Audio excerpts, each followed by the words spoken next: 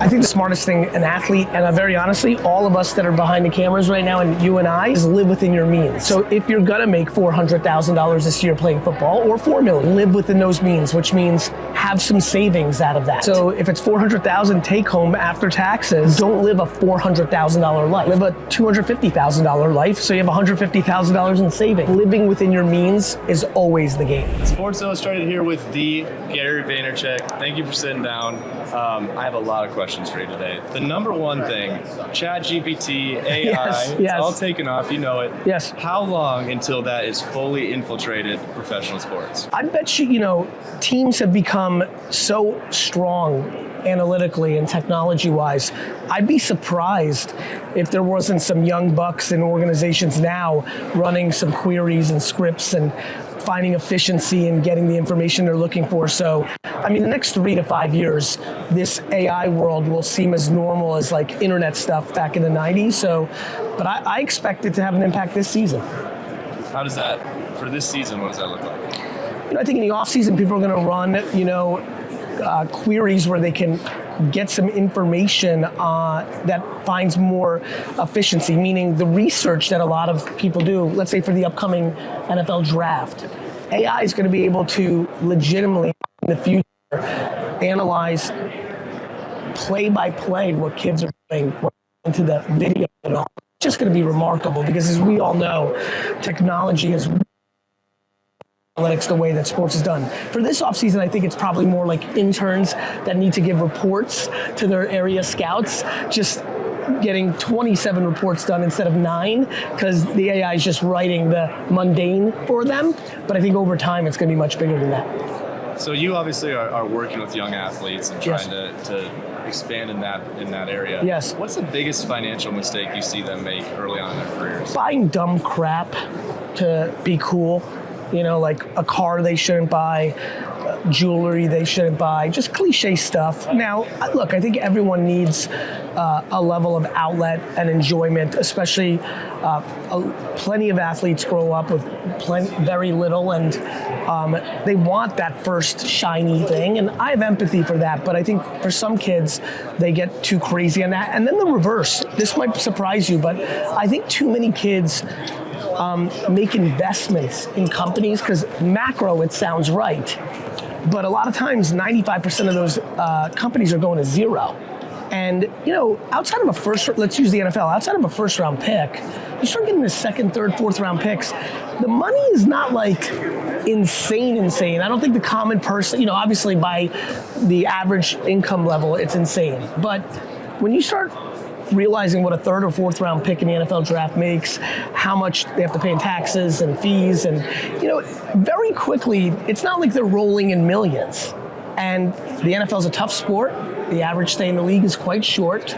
And so, when you don't have anything and then you get that first check and it's hundreds of thousands of dollars, the idea of putting $25,000 into your buddy's startup doesn't seem scary, but the reality is it's very high risk and you really have to get to that second contract. So it's the combination of the extremes. One is obvious to anybody watching, the jewelry, the cars, you didn't need a $10,000 vacation.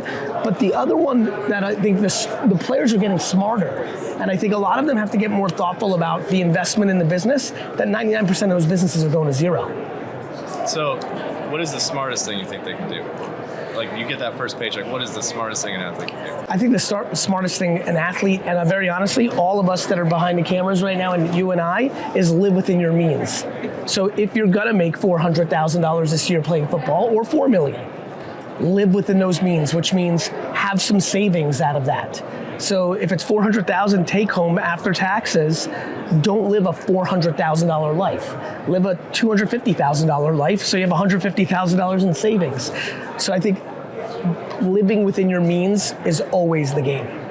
So speaking of living in your means, one of your life goals is to buy the Jets. That is true. So say you had the opportunity to buy the Jets today. Yes. What is happening day one? Day one, I'm meeting with all the personnel, right? I have the great luxury to know Joe D and Coach Saleh, so I wouldn't really need to reset there. But it would be meeting, everyone, from the people that are in the medical staff, for the people that do the groundskeeping in Florham Park. Like, day one is clear my schedule. I've achieved this remarkable thing. I'm in the best mood ever. And for the next 3 weeks, I want to spend 15 minutes to an hour with every single person that is employed by this organization and listen, create context, start building relationships, and then empowering, from the standpoint of the viewers, from a sports standpoint, I'm going to empower Joe and Coach Saleh to do what they do because I already have enough confidence in who they are. When I achieve this goal in the future, if those two gentlemen are not in place, because it could be 30 years from now, that would be the first thing. Analyzing your GM and coach, I think, is imperative. That's what I would do. All right, well, as a fan, what's the number one thing that you think is keeping them out of the Super Bowl right now? I think, look, everyone is obviously incredibly focused on the quarterback position. This league runs through the quarterback situation. You see who's in this game. You see who the Final Four teams were, the Final 8 teams. And, there's two things that run my mind. One, are we going to be a cliche organization that doesn't look to develop its young quarterback draft picks? I think that's a vulnerability. You don't have to look very far to look at Geno Smith's season this year and realize that's somebody who we drafted over a decade ago. And so I understand we live in a now, instant gratification world, but for me, it's two things that are keeping them out of it. One, what is happening at the quarterback position, but two, they've got work to do in the offensive line. That was a really tough situation.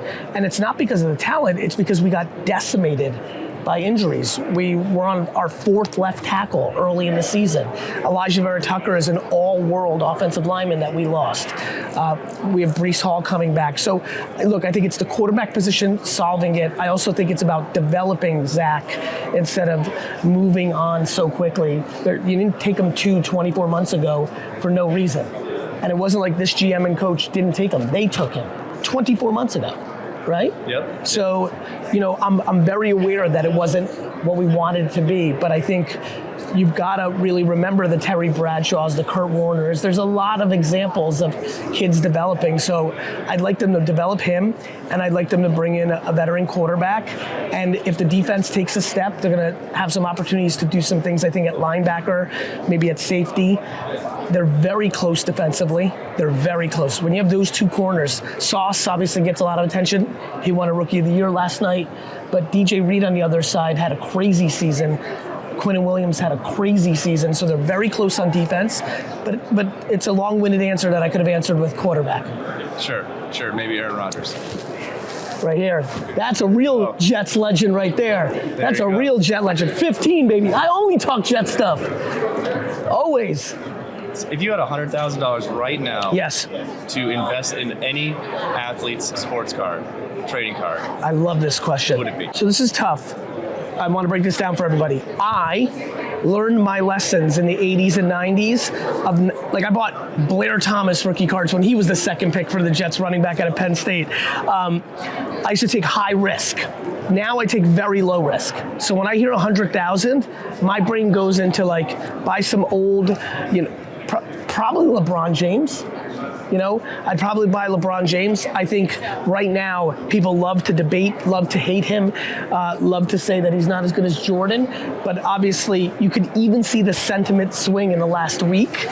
I think he's clearly playing until he plays with his son Bronny, which means he's going to put up all sorts of numbers, right, in the next 4 years or so. And so to me, that's the safest card.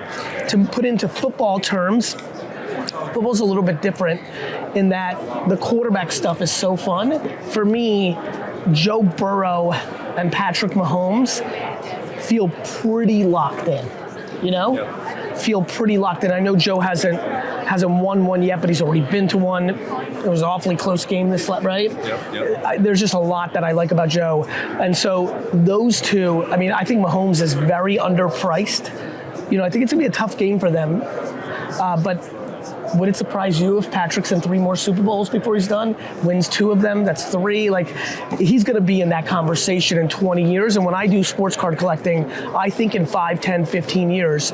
I know a lot of people, when they think about 100K in sports cards, they're thinking about buying something today and selling it tomorrow. In that sense, you got to look at all the Phoenix Suns rookie cards, right? They've got a super team now. And so Durant, Booker, CP3, all trading cards that could be wildly successful come this July, comma, like we saw with Durant and like we've seen in the past, one of those guys could get hurt, and then all of a sudden you overpaid for speculation and they're under in August. So that's kind of the card market. Sure. All right. Well, what's next for VaynerMedia, Vayner Sports? We're a tortoise in a hare's costume, meaning I'm a high energy guy. I talk about it. I have plenty of bravado. I think Vayner Sports will be the most significant sports agency in sports. VaynerMedia already is one of the most significant marketing agencies in Madison Avenue. And I hope to just kind of like put our head down, do the right things, brick by brick, brick by brick. Not do anything crazy. We don't need to be considered that tomorrow. And so just more hard work. All right. Well, Gary Vee, thank you so much for Thank taking you, some brother. time. Busy week. Busy week. Enjoy the rest of it. Thank you, bro. Thanks. Take care.